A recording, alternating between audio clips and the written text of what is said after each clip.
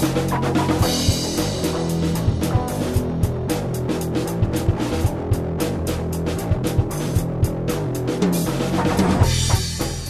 to The Walking Dead, the officially unofficial podcast for The Walking Dead on AMC. I'm Jim. I'm Aaron. And today we're talking about Season 6, Episode 13, titled The Same Boat. What did you think of this episode in general? Same old boat. Same old boat? Taking its sweet time getting from China. Or is it to China? Is it to China from China? Yeah, I think either way. All well, right. the slow boat, I think it's a slow boat from From China? From China. That's the saying. Either way, it's about a third of the way across the Pacific right now. It's still plugging along. Right. So I feel like a lot of people, us included, said this last night's episode is boring. Yeah. And I don't know if that's totally fair, because I think this episode did some attempts to do something interesting with Carol's character, which I'm not sure I'm on board with, and it might actually be moving paradoxically too quickly. And I think they did a lot of world building with the saviors themselves that kind of get us a little bit more of a feel of how these characters relate to themselves, and that they're not. This isn't a situation we've seen before, where you had one kind of ruthless guy that was over a bunch of, slightly less ruthless guys, and over a bunch of sheep that just didn't know what was going on. Like, it seems like everybody in this community is a competitor and a survivalist. They all broadly have the same kind of sensibilities, even though there are differences in how their approaches and how they treat each other and other people. And I think that's all good stuff. And I don't disagree. I think, however, there was typically clunky Walking Dead writing that got in the way of my enjoyment of this episode, and ended up making it feel like it was a badly paced episode. Yeah. No, the dialogue, the choices that they made, like I feel like this season's been pretty good on the dialogues, more so than most, and this seemed to be a reversion back to some fairly clunky conversations. And it's well, when your plot device is waiting around for someone to get there, that's a tough thing to write, and I don't think the Walking Dead writers are up to the task here. And you got a bunch of people that don't know each other, and you got one person actively trying to obfuscate their true intentions and nature, except for... And some of that is the stuff I liked. Yeah. So what didn't you like, I guess? I don't like the repetition of so much of it. It's like, we're going to kill you, but we're waiting around and we can't kill you, and we're telling that to you in front of you, but then we're going to tell you again, we're going to kill you. Yeah. Just over and over with that. I didn't like how they chose to portray the main antagonist here, played by Alicia Witt. I don't know her name. I was going to bother to learn them, but everyone in this episode that's not a main character died. So they will be Alicia Witt, the Lunger, and Sugar, the stepdad, and Not Quite Maggie. That's what I'm calling these people. So the only reason I do know the guy's name is John, but that's only because I read the emails and someone used it. Who? John? No, it's Donnie. Donnie is the stepdad. Hell, I actually know these stepdad. So he plays the stepdad from Banshee. I don't know who that is. Hardly anybody. I mean, no one's gonna get that. Only reference. 1 out of 20 people are gonna get that reference. Great. That's why. If the Walking Dead audience and the Banshee audience are kind of representative, and it's not, so probably 1 in 100. But that's okay with me. All right. He's the only dude in the proceedings, essentially. Maybe the emailer got his name wrong, too. Because who cares? Ultimately, I don't know the names of any of these people. They're all dead by the end of the episode. Yeah. So who gives a fuck? Yeah. I think it's actually Paula. I don't know what the Lunger's name is. Paula, Donnie, and Shelley, I think is what they're... And I only know that because I watched the last 2 times with the closed captions on. Shall we get right into it, sir? Yeah, why not? We begin by rewinding slightly to the nighttime capture of Maggie and Carol by this splinter band of saviors. Carol hesitates when the stepdad from Banshee walks into view and kind of takes an ill-timed shot that wings him. Alicia Witt comes to center stage. She's the redhead that's kind of the leader. Takes Carol hostage. Rick calls in and gets proof of life and tries to discuss terms. The one trump card that Rick has is this Primo character, who they have, the guy to try to get off on a motorcycle, is apparently their medic. Can I say, this must be the guy operating the grow house, right? Primo is the guy who operates the grow house, no doubt. Sure. He's their medic. Right. He's their licensed and qualified physician that's dispensing medication. But Rick doesn't know that. He thinks he's trying to do 2 for 1, and I don't get Alicia. Like, why? Either do the deal or don't. This whole thing where throughout the whole episode she might do the deal, she might not, and then she's going to do the deal, but then she's going to double cross Rick because she thinks Rick's going to triple cross them. Wasn't super interesting. It made her feel indecisive. Maybe that's the point. I got the impression that she was waiting for someone with the authority to make this deal for them to show up. Well, see, that top-down power structure ain't going to work for you in a zombie apocalypse, man. Really, it's not. Maybe that's to show a weakness of the Savior complex. She's been resigned to the secretary position yet again. I wouldn't stand for that if I were her. Yeah. No, she does seem to have some authority, but not... She just doesn't ever... I get why she doesn't just jump into making the deal. She's trying to calculate things. She's trying to... I think she wanted the odds to figure be more out a plan. Because, 8 on 4... Right. Which I think is roughly the odds that they had. They'd get their asses especially kicked. With them having possession of all their really advanced weapons and whatnot. Seems like a loser for them. Yeah. But if they get this other group, which had between 4 and 6 guys in it, those odds are quite a bit more even. So if you're going to do... I think you're right. So it seems like she's trying to bide her time until that, but then in the end she decides, I guess YOLO, we're going to... I don't know. I don't know that the dialogue supports that. I don't understand her. I also hated this kind of flirty, smart-ass way she's negotiating. Okay. That's also like something out of Firewatch. What the hell is that? It's that new video game that just came out. I don't know. It's just I feel like they meant it to appear tough, but with her, the handling, it turned out kind of whiny and flirty, which is not, I don't think, what you want when you're dealing with a... This is the second role I've seen her kind of do that performance in.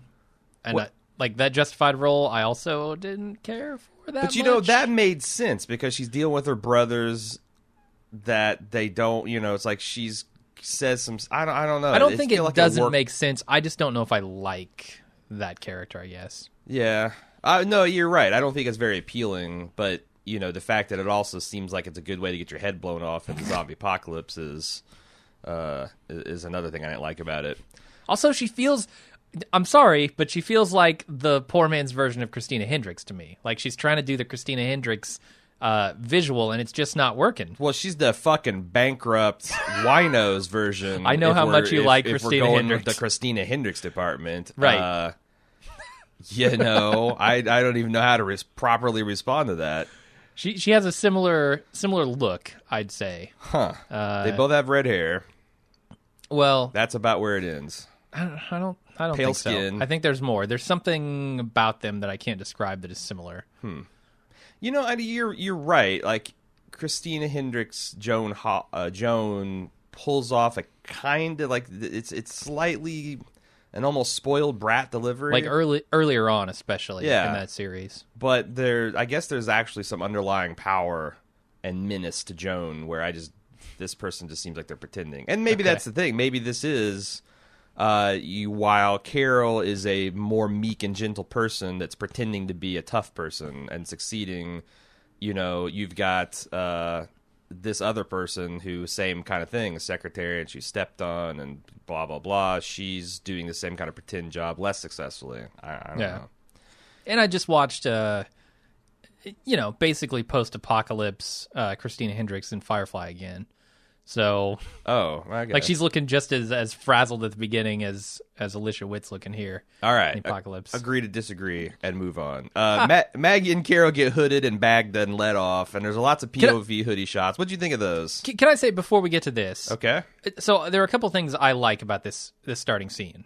It really kind of removes the power from Rick and company, right? I mean, on one hand it does, on the other hand it doesn't. It does from their perspective because they have no idea what's going on here. They don't know where these people are, and we get to see them through the binoculars, which is always a diminutive sort of thing, right? Sure. On the other hand, we know that they can't take them. Mm-hmm. They don't have enough force. And then something I really hate to bring up here. Oh, but day-night cycles is from this side of the conversation is even worse because they take Maggie and Carol hostage. They wait for what must be hours in the woods, just chilling in the woods with hostages until the sun comes up, and then they wait a good while longer until Rick and company come out. Well, it begs the question of how long did that fucking raid go? Like, Yeah. I'm thinking it's 5 minutes from the alarms going off to it being all over. It has to Apparently be. not. It has to be. Like, these kind of gunfights don't rage for hours. You wouldn't think so, no. This is not the LAPD You're standoff. right. You're right. Because it does a different kind of... It's just real bad from this side because there's nowhere to hide the daytime, Yeah, right? yeah. Like, at least you can hide it when they're inside the building, but not here. Yep. No, it's... but since they did rewind it a bit, I guess it's probably harder to get a nice, to do the dawn patrol on sub. I don't know. I'm trying to make excuses, but it comes down to they're too cheap to do it right. Yeah. So, moving on. What do you think of the POV hoodie shots? I thought that was kind of neat. Yeah, not bad. Gave a nice, we're hearing them. Like, I feel like that the Saviors have a lot of things down that our group still struggles with. Mm-hmm. They have rally points. They have safe houses. They have codes they use on the radio. So if people are listening, it just doesn't immediately give up the plot. And they switched it. Like, Rick's group still doesn't know. Like, what the hell? Like it would have been great if... Hey, if one of us are captured, we have a phrase we can use to let us know whether we're under duress or under that. Carol gets on the walkie. Caw-caw! Caw-caw! Yeah, what are you doing, lady? Yeah, but something that's like codified, that this is how we act in these, like, and they've had so much time to develop these things, and they haven't. Yeah. And I thought it was funny that the Saviors... in just these scenes of them with the bags over their heads, like, I bet Carol's like, I got to remember this. This is pretty good stuff. Wow, we would have saved a lot of people if we had this in the prison. Anyway, they arrive at the safe house that has been semi-overrun by growlers, which is the Savior version of walkers. Yeah, and you can tell that it's a slaughterhouse. It's a slaughterhouse. You kind of get a couple of signs that say... like killing floor and stuff like that. And oh, is it ever? It's a slaughterhouse/barbecue. It's an innovation in slaughterhouse technology. You go right from farm to table. You go right from killing floor to barbecue. No stopping. Our heroes, Maggie and Carol, are quickly duct taped into helplessness. Carol manages to steal a rosary from a zombie that's been drugged past her, which is going to be important later, as Maggie starts to try to cut her tape by rubbing it on various sharp things, which... not a bad way to go. Good job, everybody, all around. Yep. Carol fakes a medical emergency, and the Saviors give 0 fucks. Like, Maggie trying to just draw attention to the medical emergency is more successful at getting attention than Carol, who hyperventilates for what feels like it's 5 minutes. I started to get lightheaded just watching this scene. Right. I'm surprised she didn't pass out. I wonder, like, logistically how they did that on set. I can only do this for so long. Because I noticed they panned away from her a lot. I bet they just looped it. Yeah, probably. Because, you can't. They were like, okay, we're coming in for a close-up now, Carol. You need to do this for like 10 seconds. Like, do that for 30 seconds. It's not comfortable. Let's try it right here, right now. A full minute of hyperventilation. Just for the premium people on the cameras. We'll pass out. If we don't wake up in like 5 minutes, call 911. We live around Eastgate in Cincinnati. Just call all the Cincinnati They'll police be able to departments. triangulate our location with some kind of internet magic. Are you ready? Let's do it. Anyway, well, where and we're back. That was rough. That was rough. For all you people who didn't get in on the glove action. We took some yoga breaths. We've calmed their asses down, and we're ready to resume. And everyone here is just scornful of how weak Carol is. And they're saying the same things that we said for many seasons about people like Carol you'd stumble upon. Like, how are these people still alive? Right. And I gotta think that some of this stuff is meta commentary, yeah? Yeah, probably. Like, if The Walking Dead's own fucking writers are calling attention to the fact that a person like Carol's pretending to be should not be alive, how many more people, how many more gimpy hippies and scared housewives and families hold up in apartments supplied by Hormel chili? I think how many more do we have? I think we're out of the gimpy hippie phase. Good. Finally. Good. But it also helps that Maggie is rolling tough here, right? She's rolling tough. You get the idea that maybe she protected Carol. Why? Okay. Why does Carol reveal that Maggie's pregnant? It beats the fuck out of me. as with subsequent watches, I started developing a theory that Carol wanted them both to sleep, wanted them to sleep on both of them. Like, this is a pregnant woman, and this is a scared housewife. Yeah. And to these people, that's code word for these are not a threat. Right. If they're making fun of you and scorning you, they are not taking you seriously as a threat. Mm-hmm. And it led to their downfall. So kudos on that. It does seem, though, that the risk there is that now that they know Maggie's pregnant, that also means that she's more valuable than you would imagine to the group. It's like them. Yep. If Rick knew that Primo, if Primo Kush was their medic, he would know that, hey, this is a 2-for-1 trade. Yeah, I just got nothing but a veterinarian's daughter and a crazy housewife. I got your medic here. He's got. Oh yeah, okay. Alicia's extra scornful of Maggie being pregnant, and they have a debate about whether it's ever smart to get pregnant in any world that's ever existed, which is kind of like a 30-second meditation on feminism. Carol tries to make the lunger not to smoke because of the baby, which she thinks that's hilarious, but not quite. Maggie tells her to knock it off. Yeah. Which I think this is all supposed to sell us the softer side of the saviors, that, there's some of them. They're not soldiers and they're not sheep. There's, variations in what they feel sympathy for and what they agree is above the board behavior and below the board. Right. Do you get that they're a little bit more rational than people like the governor? Yeah. Well, some of them. I think they did a really good job showing a kind of spectrum here of, like, from stepdad or whatever his name is, stepdad, to Alicia Witt to Lunger. Like, all those people have different opinions on the scenario, and they still listen to the person in charge, but they're not afraid to, like, say, hey, this is how I feel about it. You have to wonder, how did those people get along with the meat puppet, a little bitch broke my nose guys? Right. Like, how does that work? I don't know. Maybe they couldn't stand to be around him, and so they were on raids and on recon missions and stuff. Maybe it's just like politics. You just like, hey, we don't talk about the crazy shit you do. You don't talk about the cigarettes we smoke, and we'll get by. Yeah.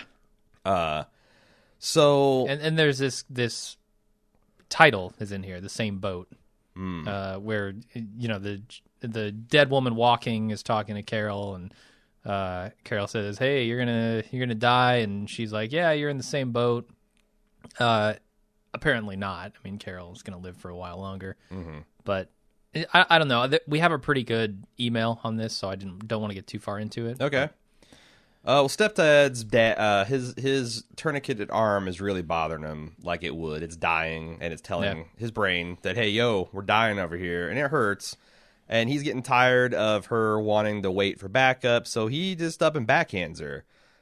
Maggie decides to get into it, so she kicks his legs out from underneath him. He drags her up by the hair, gets a headbutt for his trouble, which, like, I thought that was awesome. Carol then tackles his legs, and Alicia ends it by pistol whipping stepdad. And then she has not quite Maggie drag the actual Maggie out to interrogate her, something she should have done a long time ago. Which, fair point, you should absolutely have interrogated these people. And I'm glad to see that they're interrogating separately, because that's a smart thing to do. Right. Don't let him.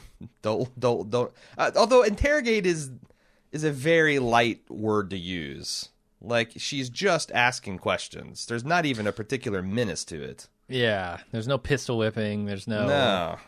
Feels like there could have been a little more violence in the interrogation. Yeah. Like, I feel Rick. I mean, some more shining lights. Season 2, Rick has been known to torture people. Oh yeah, or at least consider it. These people are almost a little too soft to be believed. During the interrogation, not quite Maggie brings an excellent conceptual point up. This whole theme of you are not the good guys, which I thought was pretty interesting. And it's hit home later on when Alicia Witt saying, okay, fair enough, you killed our people because that we were going to rob you blind, but then you all mounted up and came and killed us when you were the aggressor. I mean, you can debate that kind of stuff, just kind of like what Rick and company did in the church last episode. But I think it's an interesting point that there is quite a bit more shades of gray. We don't know anything about these Negan people other than what the Hilltop showed us and the fact that they tried to shake down Abraham and company for their guns and weapons. Which I've seen Rick do too. Yeah. Rick has taken people and left them for dead, shit, and left them for dead. Mm-hmm. Try to do that. It's like that's kind of a thing you do to strangers.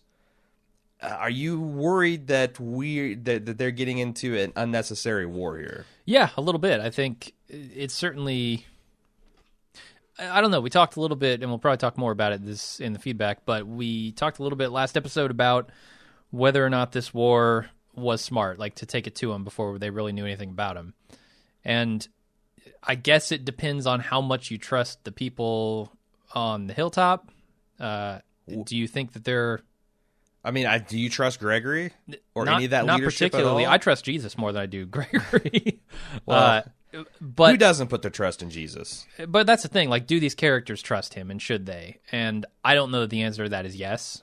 And so them going all-out war right away seems a little too hasty, especially without any real knowledge. It's like, look, we saw two guys guarding this area, and that's it. That's all we know. Yeah. There's a hallway. We can tell you that. Yeah. It just seems like, they jumped into it a little too gung-ho. And even, like, I could see a guy like Abraham doing the meat puppet thing. Yeah, maybe. Like, you get him in the wrong day, and with the right, I can see him, because he kind of laughs at inappropriate moments already. Maybe bringing a head in and doing the meat puppet thing to break up with Rosita. That could have been one step worse than what he did. Yeah, let me let my pal explain how this is going to go down, babe. Right. He's just not that into you. And I'm not saying it's a bad thing as far as writing that they went ahead and did this. I'm just questioning, like, is this going to be a good decision for the group or not? Mm-hmm. Ultimately, I don't know. There is some kind of crime and punishment situation going on here because Not Quite Maggie reveals that she lost her pinky stealing gas to go look for her boyfriend who got exploded, which is now tying in the events from the season premiere to this episode. Right. She's also reveals she has a tattoo. I swear to God, Maggie found out more about this woman interrogating her than she found out about Maggie, by far. Mm-hmm. She found out that she's got this tattoo that's her dad, and her dad is a swell guy, and she was going to name her baby after, and she's lost her baby, which is probably why she's sensitive to fetuses and secondhand smoke. Right. I mean, come on, same boat. Yeah. How much more same boat can you get than Maggie with this situation and Alicia Witt and Carol both losing their daughter, like all of this kind of stuff. Yeah, right? like it's like the French guy, the Indiana Jones, like, I'm but a shadow reflection of you. But it's not even that shadowy. No. This group of saviors is extremely close to Rick's band. It's like a dirty selfie mirror. Is essentially what it is. Or a bad Instagram filter. Yeah. Anyway. But she's adamant that she's not going to go soft on Maggie, and I'm like, I think you're protesting too much because it's manifest that you are getting soft on Maggie. Mm-hmm. Carol tries to bond with Alicia and the Lunger over her ex-husband, using to formerly beat her. Mm-hmm. And Alicia says, "Cut the crap. I know exactly who you are, and you're pathetic." At this point, Rick calls her up, and she passive-aggressively, whiny flirts with him about, I was supposed to call you, and now you call me. And again, I'm not saying this is bad. I just personally found it off-putting and annoying. Yeah. And maybe I'm supposed to. And she's dead, so who cares, ultimately? Right. And yet again, it's another threat of, we're going to kill you. Unnecessary, because that's implied. Yes. It's taking someone hostage. Threat and boasting. The threats are implied. Like, you don't even need to make the threats necessarily. In fact, it's kind of scarier if they don't talk about it. Sure.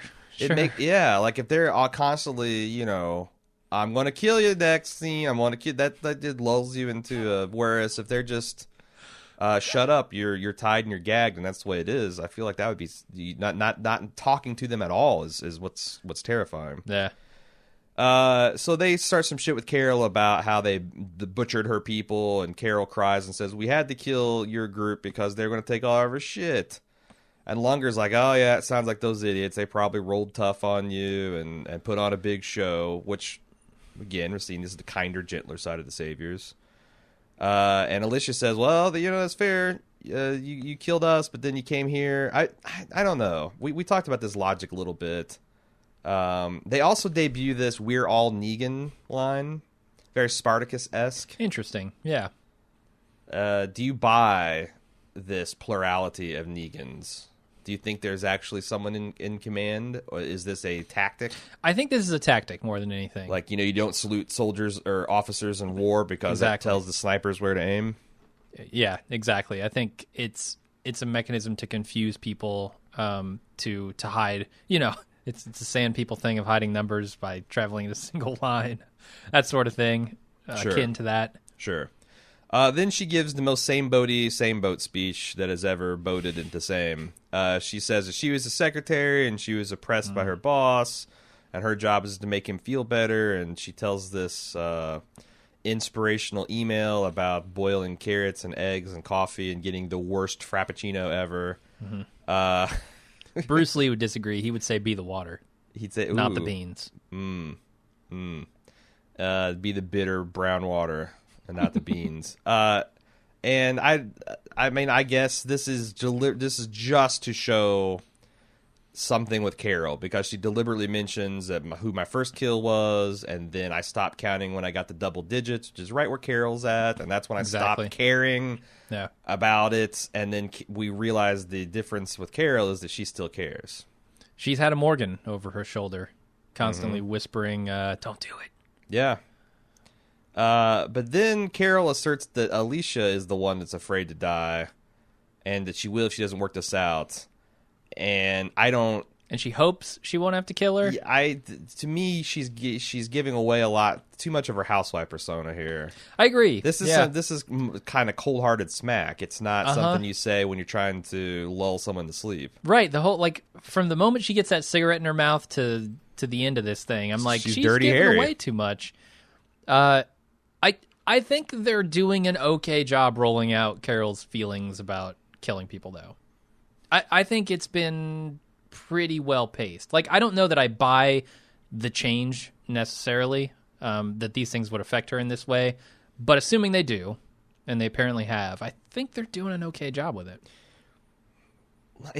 You're free to disagree if you don't like it, but it's worked for me. It's just, you go from the finale where her and Morgan were locked in a life and death struggle over their philosophy, and we know they haven't talked about it, but it's been through. I mean, I guess it does seem a little sudden. I'm not gonna but you're right. Changed, but once that change happened, I think it's been good from there. The number one thing we accuse The Walking Dead of is not being decisive and letting these plot lines linger. So I don't ever want to say, "Hey, pump the brakes on his character development." And I do. I mean, the one thing that makes this episode a net positive for me is that it moves on.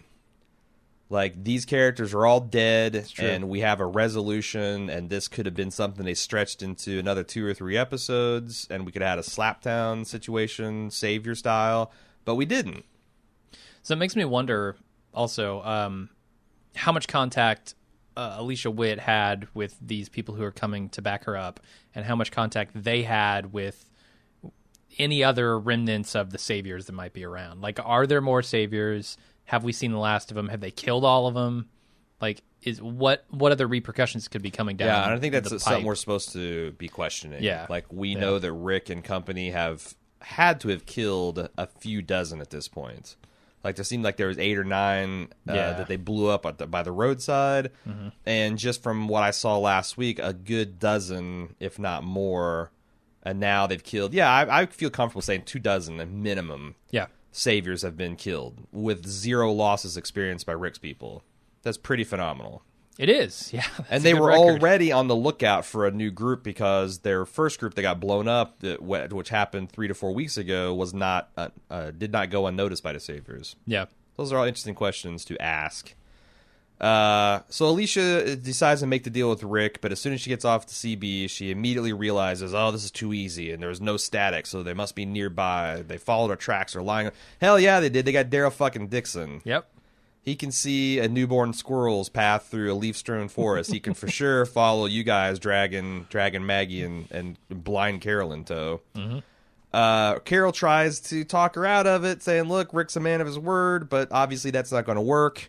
And there's this really great performance where Carol just like, as soon as they walk out of the room, she just takes a deep breath like, well, now this is going to happen. And starts using this rosary that she's been sharpening the whole time and cuts herself quickly free. She manages to find Maggie and helps her free herself. There's also a pretty funny scene where she comes across the Lunger fighting zombies who gets winded. And there's a zombie on the floor. She's like, just a second, sugar. This hardened Southern charm. I love that character. That's a good character. I know. It's a shame she's dead, but what are you gonna do? I wish that we can make contact with a group of people that's essentially all from Harlan County. And it's led by Walton Goggins. Wouldn't that be amazing? And they're all kind of like on their way out. They all have lung cancer. They're all not sure they do. YOLO. It's like yeah. They're all formerly addicted to meth, and they had to go off cold turkey because you can't find decongestant anymore. And they're all pissed and looking to drawl menacingly at you. I would watch the shit out of that season of The Walking Dead. Bear McCreary. Once again, he kicks into high gear here at the end, and he's killing it with the score. He does. I love it. He's got this go-to synth track that is really working for him. And there's a little bit of like industrial Nine Inch Nails stuff in there too. Sure. Like you're listening to maybe the last track on Further Down the Spiral or Furthest Down the Spiral, maybe. Sure. Maggie realizes that stepdad's already dead and will be turning soon, so they hatch a plot involving tying him up so that he can't hurt Maggie and Carol. But as soon as Lunger comes through the door, bam, he's on her and he's chowing down. And in her weakened state, Maggie comes up behind her and kills her, beats her to death, pistol whips her to death. Yeah, she was on her way out anyway. True, just sped it up. She helped her. She's a dead woman walking no more. In fact, I don't know if her brain. She's going to be one of those growling dead women. I don't know. She's already growling in life. Like it's her zombie. I don't know. It's a moral equivalence I'm making there. So, and Carol kind of looks on like, whoa. And you can kind of see her considering this violence. There's a lot of questionable decisions that her and Maggie make here in the final minutes of the episode. Yeah. Carol and Maggie make it to the front exit where Alicia jumps them. Maggie tells Carol sensibly, kill her. Just shoot her already. But Carol tries to tell her to run. Turns her back on this fucking walker, which I knew from the start. Sure. Was a terrible idea. To be fair, these walkers are all pinned like with rebar. Yeah, but yeah, that's you just not... don't turn your back on your ultimate demise. She starts morgalizing. She does. And we're gonna have to change it to Carolizing. Man.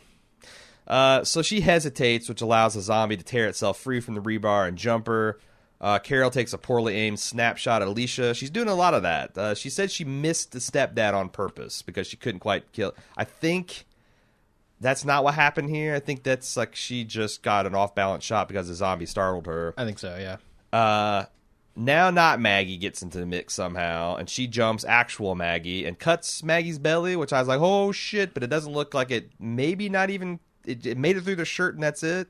I think so, but it causes not Maggie to stop and apologize and get her head blown off. Which lets Carol come up and just execute her. Some really good, like, don't give a fuck, blow people away stuff here. Yep. Between Carol's kill here and Rick killing Primo. Yep. Great stuff. Yep. And then there's this, I think is the dumbest monologue where Alicia's on her knees and she's laughing at Carol and saying, oh, you were so afraid. What are you so afraid of, Carol? She's not smart enough to realize she'd been duped this whole time. But then Carol takes the bait and says, I was afraid of having to kill you. So was she experiencing a real fear and channeling all this? It's a real good question. Or was this an act? Because I guess, like, last season, Carol, I'd just be like, no, this is an act. She meant for this to happen the whole time. This is more like I was having an actual physical reaction, and I spun it in a way that would make them underestimate me. I think they do walk a fine line with that pretty well. Because I found myself questioning throughout the episode, is she or isn't she faking this all? I mean, I think she's faking the rosary stuff. I don't think she's faking... not wanting to kill these people. I think she's probably even faking the hyperventilation. I don't think she's actually hyperventilating there. The thing is I guess I would rather than tweak the dialogue to have Alicia essentially said, I see what you're doing. You outfoxed me. You weren't afraid at all. And then Carol could have said something like, you're wrong. I was afraid that I'd have to do this. I didn't kill her. Instead of it making it seem like Alicia still didn't understand at the end why this has all happened. I thought that would make that character look smarter and Carol will look a little bit more badass. I mean, still sad and resigned, but still keep a little bit of her badass, because it feels like she's just giving away all of that. Between the beet cookies and this. It does, unfortunately. That's the thing. Like, I don't think her psychological change is maybe happening too fast, but the way it's affecting her habits and that stuff is something that I'm not liking. And then the other thing is, while this is all happening, there's a desperate life and death struggle happening, and Maggie is just staring. What the fuck is she doing back there? She's read the script. She knows it's all going to work out. I don't know. Like, you wanted to be here, presumably for an instance like this, where you could help out one of your friends in a life or death struggle. She's just sitting there watching. Right. No, it's pretty ridiculous. Anyway, Alicia finally gets pinned to a wall by a spike and torn apart by zombies just as her crew arrives. And Carol does a poor job of fighting through the tears and pretending to be Alicia. Tells him to meet us on the kill floor. Yep, I really like this zombie kill. I think zombie kill of the week again goes to the zombies. Okay. Because, man, being pinned right in front of a zombie, sure, while it's chewing your face off is pretty bad. Yeah, Sam. It's worse than Sam, because Sam gets bit in the head and then gets swarmed. Sure. And torn apart, but she's going to be there a while getting chewed on, I think. And they, as they cut away, you can hear her kind of making gurgly noise, like she's dying pretty hard. Yeah, for sure. That's a good one. I like it. For sure. So then there is a little brief scene of Carol and Maggie talking about her trouble of killing people of late. But Maggie says, hey, we're almost done. And they lure the saviors that are coming in to the killing floor, lock them in, and then set them on fire. On the kill floor. Beautiful. This is pretty, like, I guess setting people on fire is just horrific. Right. Whether it's in Oz, whether it's in the final season of Breaking Bad, people getting set on fire alive and screaming is a bad scene. And that's what happens. Pretty horrific. Yeah, it was good. I liked it. The dynamic duo fight their way to the front door while Rick and Glenn and Daryl meet them. I like the interaction between Daryl with, Daryl's like, hey, are you good? And Carol's like, no. And she starts to lose her shit. And he hugs her. Yeah. Is the Carol-Daryl ship back sailing? No. No?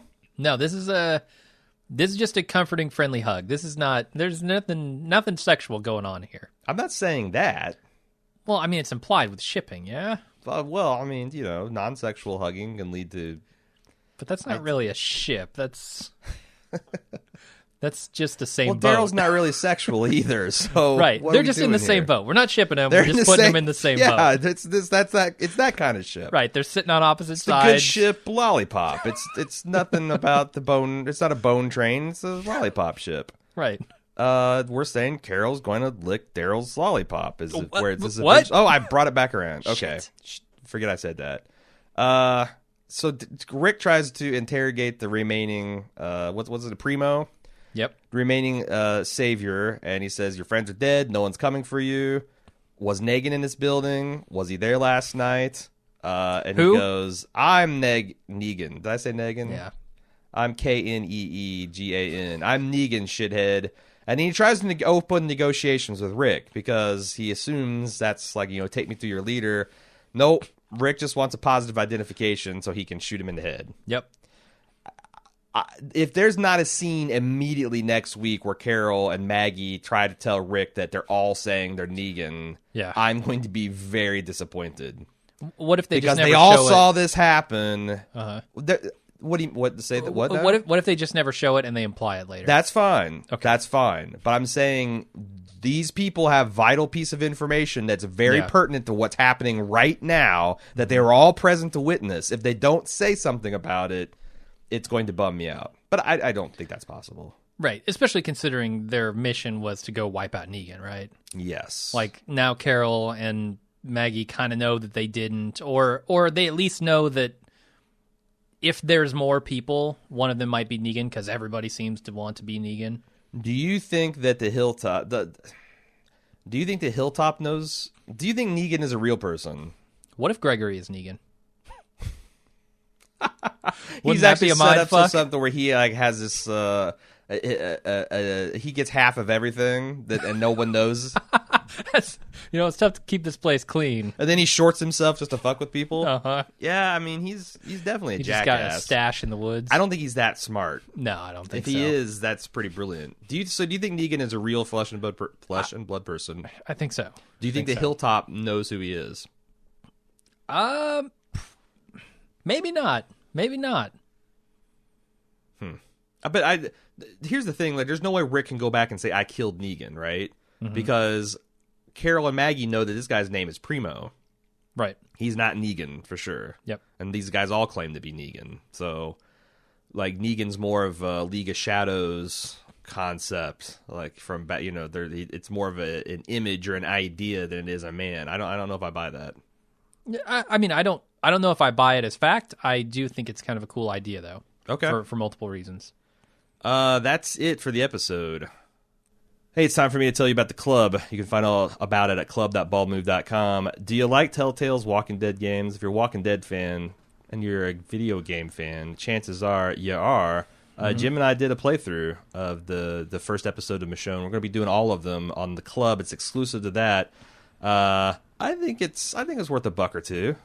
Yeah, it's pretty funny, if for the Norma jokes alone. Oh, man. Yeah. Like, we, again, legit cried laughing at that particular scene. Pretty good stuff. There's a lot of other things. Ad-free feed, so you don't have to hear me fumble through these ads ever again. Mm-hmm. There's VIP sections of the forums. There's bonus content, like extra podcasts, where we just talk about whatever, man. We talked about... the universe. Got Universal on Lunch with Jim and Aaron. That's right. We also got down to some team fighting championship. We did, which is a lot lamer than it sounds. Yeah, and every once in a while Jim will do a mukbang. It's look it up if you want to know what that's about. It's all good stuff. Club.baldmove.com. We'd love to have you support us. It's a great way to get a little bit extra content and support independent podcasting. Yeah, would I be presuming too much to assume we have some feedback? That's not a bad presumption to make.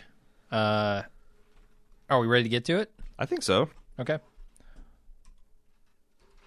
If the keyboard will cooperate. Now I get to lay back, kick my feet up. Hard part's done for me. First email. We're going to do a little bit of last week emails because, with the accelerated Monday schedule, we get a lot of those. I love it.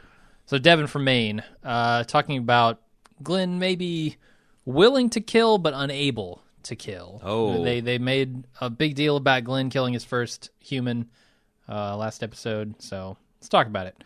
Why don't the characters talk more about their experiences? If I had escaped from Cannibal City or single-handedly destroyed a tank, I would talk about it with other survivors. Daryl saying, we've done more with less, or Glenn saying, I've been lucky, seem like understatements.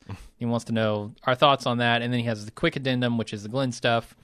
I would also assert that Glenn has not been unwilling to kill, just unable to. While trying to escape, he attacked Merle with a femur, but was bested by Merle's knife hand. And during the governor's assault on the prison in Welcome to the Tombs, he emptied an entire clip at the Woodbury Assault Force and hit none of them. That's an interesting... Woodbury area Glenn would for sure be ready to kill after his experience with him and Maggie. Right, definitely. Yeah. And that's a pretty good point to make. I mean, it's not that Glenn hasn't tried to kill people. He's asking, he's pretending like, oh, I was lucky I haven't had to kill anybody yet. Yeah. And I guess there's a distinction to be made between, hindsight being, man, I'm glad I haven't had to kill anyone yet. Sure. Or I'm glad I've been lucky enough not to have killed. Versus like, would he kill in the past? But it's almost like, the way he phrased it's like, I've never been confronted with the idea of killing someone and I don't know if I can do it. You have. And in that moment, you absolutely would have killed someone if you could have. So yeah. It's almost like he's been unlucky and that his bullets didn't hit anything. Yeah. It's like if you went to shoot someone and the gun misfired. Yeah. That's not you. Yeah, you now know that you're capable of killing someone. You just failed to. Yeah. So I think that's a good point. What do you think about these characters not talking about their experiences? What do you mean? I guess what is he...